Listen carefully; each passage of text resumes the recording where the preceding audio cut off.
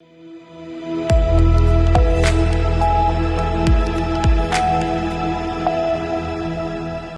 स्वागत है आपका। आप देख रहे हैं सी न्यूज़ भारत। मैं हूं आपके साथ इशिता। वक्त हो गया उत्तर प्रदेश बुलेटिन का।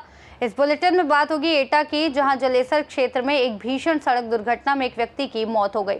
साथ ही बात होगी गाजियाबाद की, जहां ज्वेलर्स की दुकान पर हुई दिन दहाड़े लूटपाट की घटना का पुलिस ने खुलासा कर दिया है। ऐसी तमाम खबरों पर करेंगे विस्तार से बात। खबर एटा से है, जहां जलेसर क्षेत्र में एक भीषण सड़क दुर्घटना हुई है, जिसमें एक आइसर ने इको गाड़ी को टक्कर मार दी। इस हादसे में एक व्यक्ति की मौत हो गई और 5 लोग घायल हो गए। घायलों को बेहतर इलाज के लिए Sarojini Naidu medical college Agra refer किया गया। इस मामले में आइसर को पुलिस ने कब्जे में लिया है। चालक मौके से फरार हो गया है। मृतकों के शव को पोस्टमार्टम के लिए मोर्चरी भेजा गया है। एटा से सी न्यूज़ संवाददाता लखन यादव की रिपोर्ट। गाजियाबाद में ज्वेलरी की दिन दहाड़े लूट का खुलासा हुआ। 4 गिरफ्तार हुए, 2 फरार है। बता दें, गाजियाबाद के थाना लिंक रोड क्षेत्र स्थित ब्रिज बिहार में मानसी ज्वेलर्स की दुकान पर हुई दिन दहाड़े लूटपाट की घटना का गाजियाबाद पुलिस ने खुलासा किया।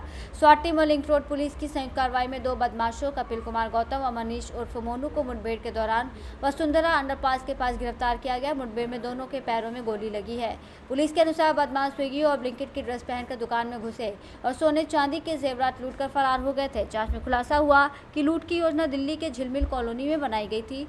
लूट में चोरी की बाइक, फर्जी नंबर प्लेट और नकली ड्रेस का इस्तेमाल किया गया। पुलिस ने इस मामले में अब तक 4 बदमाशों को गिरफ्तार किया है, जिनमें से 2 को आज कौशाम्बी बस अड्डे से पकड़ा गया। इनके पास से करीब 2.5 किलो चांदी, 45 ग्राम सोना, 65,000 रुपये नकद, अवैध हथियार और घटना में इस्तेमाल बाइक बरामद की गई है।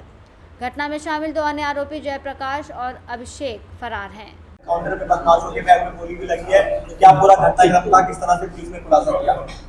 देखिए, 24/7/2025 को थाना लिंक रोड में एक लूट की घटना हुई थी, जिसमें मानसी ज्वेलर्स नाम की दुकान से 20 किलो चांदी और 125 ग्राम सोना 2 अज्ञात बाइक सवार व्यक्तियों द्वारा लूटा गया था।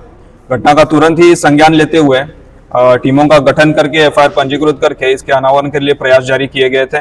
उसी के अंतर्गत आज टोटल 4 अभियुक्त इसमें जो शामिल थे उनको गिरफ्तार किया गया है, जिसमें से कपिल और जो मनीष है ये मुठभेड़ के दौरान गिरफ्तार हुए हैं, और एक मेहताब और दीपू, इन दोनों को गिरफ्तार किया गया है। इनसे पूछताछ करने के बाद ये तथ्य सामने आए कि इसमें जो कपिल और मनीष थे, इन दोनों द्वारा स्विगी और ब्लिंकिट के कपड़े पहन के इस घटना को अंजाम दिया गया था।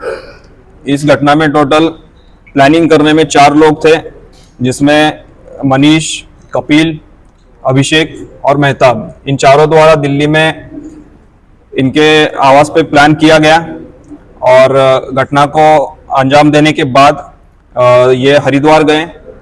वहाँ पे इनको दीपू नामक इनका जो पार्टनर था, इसने इनका कुछ सामान बिकवाने में मदद किया। उसके बाद जो सामान नहीं बिका था उसको इन्होंने बिहार में बेचने का प्रयास किया, जहाँ पे हमारी टीम अभी गई है रिकवरी के लिए, और इन्हीं तथ्यों के आधार पे आगे की कार्रवाई की जा रही है। ब्लिंकिट और स्विगी के यूनिफॉर्म पहनने के पीछे क्या मोटिव और लॉजिक? ब्लिंकिट और स्विगी का जो इन्होंने यूनिफॉर्म पहना था, इसमें इनका ये उद्देश्य था कि जनरली जो चेकिंग होती है, जो भी एक अलर्टनेस होती है, तो जनरली जनता जो है, क्योंकि ये डिलीवरी बॉय है, इनको इग्नोर किया जाता है। अगर कोई रेकी भी कर रहा हो तो एक इग्नोर कर देते हैं कि शायद ये कोई डिलीवरी देने के लिए आया हो। जैसे कि आपने देखा होगा दुकान में जो दरवाज़ा बंद था, इनको देख के जो वहाँ का जो नौकर था, उसे यही लगा कि ये कुछ डिलीवरी देने आए हैं, इसलिए उसने ये दरवाज़ा खोल दिया। तो इसी का फायदा उठाने के लिए इन्होंने इन कपड़ों का इस्तेमाल किया था। सर, बिहार कनेक्शन क्या है? सर, बिहार में इलेक्शन है, क्या उसका कुछ कनेक्शन निकल के आया है इसमें? देखिए, बिहार का इलेक्शन से रिलेटेड जो भी है अभी जांच चल रही है, और इनका जो इन्होंने पूर्व का आपराधिक इतिहास भी रहा है इनका। इन्होंने ऐसी 3 घटनाएं दिल्ली में भी की हैं, उसमें भी इनका एमओ यही रहा है कि ये घटना दिल्ली में करने के बाद सामान बेचने के लिए बिहार जाते हैं, तो यही इनका बिहार से कनेक्शन है। सर, बेहद शातिर हैं ये लोग, और इन्होंने रास्ते में अपनी क्या स्विगी की ड्रेस पहनी पे बताया जा रहा है, वो भी फेंक दी। ये घटना के बाद कपड़े चेंज करके फिर हरिद्वार की तरफ भाग गए थे, जिसमें उन्होंने पब्लिक ट्रांसपोर्ट का इस्तेमाल किया था ताकि किसी सीसीटीवी में वगैरह ये कैद ना हो। इसी तरह से पूरे एक योजनाबद्ध तरीके से, शातिर तरीके से इस घटना को अंजाम दिया गया था। छह टीमें लगाई गई थी, उनके लिए क्या आपकी तरफ से इनाम थे? जो टीमें इस पे लगी हुई थी, इन टीमों को मेरी तरफ से 25,000 का इनाम घोषित किया गया। गाजियाबाद से सीनियर संवाददाता राजेंद्र चौधरी की रिपोर्ट। लगभग 2 घंटे की बारिश ने गाजियाबाद में बड़े बड़े दावों की पोल खोल कर रख दी। आपको बता दें, लगभग 2 घंटे की बारिश होते ही गाजियाबाद नगर निगम की लग्जरी इमारत हुई जलमग्न। सरकार के बड़े बड़े दावे 2 घंटे की बारिश में ध्वस्त कर दिए। सोशल मीडिया पर तेजी से वायरल हो रहा वीडियो गाजियाबाद नगर निगम का है। आप देख सकते हैं किस प्रकार इस जल भराव को निकालने के लिए गाजियाबाद नगर निगम में कर्मचारियों का जमावड़ा लगा हुआ है। गाजियाबाद से सीनियर संवाददाता राजेंद्र चौधरी की रिपोर्ट।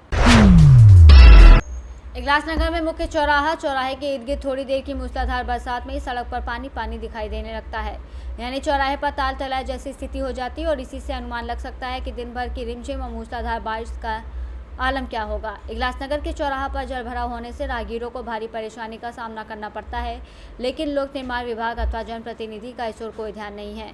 बरसात का मौसम शुरू होते ही इगलास नगर में ही नहीं बल्कि इगलास, अलीगढ़ मार्ग, सासनी मार्ग, हाथरस मार्ग, मथुरा मार्ग की सड़क जो कुछ ही दिन पहले बनी है, 10-12 दिन की रिमझिम बरसात में ही उखड़ने लगी है। लोक निर्माण विभाग का ध्यान नहीं है। इगलास नगर के मुख्य चौराहे का तो ये हाल है कि थोड़ी देर की बरसात होने पर ताल तलैया जैसी स्थिति हो जाती है। इसके अलावा इगलास नगर के मोहल्ला शंकरानंदपुरी के नागरिक तो बरसात के दिन नरकीय स्थिति से गुजरने को मजबूर हो जाते हैं, क्योंकि रोडवेज बस अड्डे से सामुदायिक स्वास्थ्य केंद्र को जाने वाला मार्ग थोड़ी देर में मूसलाधार बरसात हो जाने पर एक बरसाती नाले का रूप ले लेता है। रास्ते में घुटने भर पानी भर जाने के कारण स्कूली बच्चों का निकलना तो दूर, राहगीरों भी निकलते हैं। इस ओर किसी जनप्रतिनिधि का ध्यान नहीं है। अलीगढ़ से सीनियर संवाददाता इंद्रजीत प्रेमी की रिपोर्ट। ललितपुर के तहसील मनावरा से खबर है, जहां बुधवार की देर रात अज्ञात चोरों द्वारा दिगंबर जैन मंदिर का ताला तोड़कर चोरी की दुस्साहसिक वारदात को अंजाम दिए जाने से धार्मिक स्थलों की सुरक्षा व्यवस्था पर सवालिया निशान लगा दिया। जनपद के थाना गिरार स्थित दिगंबर जैन मंदिर के पदाधिकारियों द्वारा बृहस्पतिवार को पुलिस अधीक्षक मोहम्मद मुश्ताक को एक ज्ञापन देते हुए बताया कि अतिशय क्षेत्र गिरिराज स्थित पार्श्वनाथ जिनालय के मुख्य द्वार का ताला तोड़कर ज्ञात चोरों द्वारा दानपेटी का ताला तोड़कर नगद धनराशि चोरी कर ली गई, जिसके शीघ्र खुलासा करने की मांग की गई। ज्ञापन में बताया कि सुबह जब मंदिर के पुजारी अरविंद जैन पूजा के लिए पहुंचे, तब ताले टूटे पाए गए। पुजारी द्वारा समिति पदाधिकारियों को घटना की जानकारी दी गई और पुलिस को सूचना दी गई। पुलिस द्वारा घटनास्थल का निरीक्षण कर आवश्यक कार्रवाई प्रारंभ कर दी गई है। मंदिर समिति और दिगंबर जैन समाज द्वारा चोरी की घटना के खुलासे की मांग की गई है। मनावरा ललितपुर से सीनियर संवाददाता राकेश वैद्य की रिपोर्ट। बुलेटिन में फिलहाल इतना ही। देश और दुनिया की तमाम बड़ी जानकारियों के लिए देखते रहिए सी न्यूज़ भारत।